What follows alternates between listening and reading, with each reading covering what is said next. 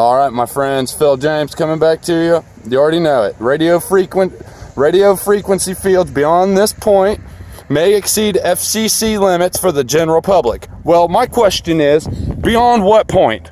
Okay, do you have to put this thing in your ass? Because if you can see, it's a smart meter right here on a sidewalk.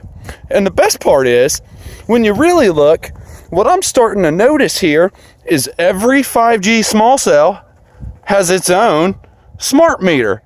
This one says closed, so obviously it's not operating yet. But the point is, this is brand new. This is the first 5G rectenna I have spotted inside of Delaware City.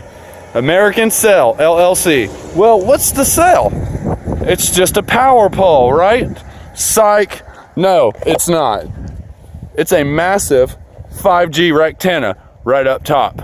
See what I'm saying, my friends? And the best part, like I've stated previously, it's hard to see this fucking thing right now. Sorry for the language. I'm a little bit heated. All these 5G small cells or base stations have their own little smart meters to go with them. Now, my question, how much power are these really putting out if it has a smart meter like your house does? See what I'm saying? This thing having a smart meter doesn't make much sense unless you're pumping mad power through it, right? Well, yep, that's what's happening. This, also, the best part about this is the Delaware City Schools. This is called Hayes. So here, right out front of the Hayes Delaware City High School, they have their nice 5G base station right on the telephone pole, and nobody even has the slightest idea.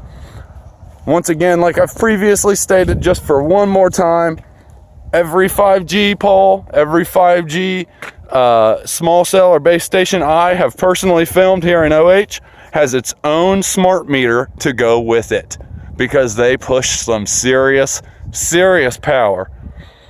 This school is now being microwaved.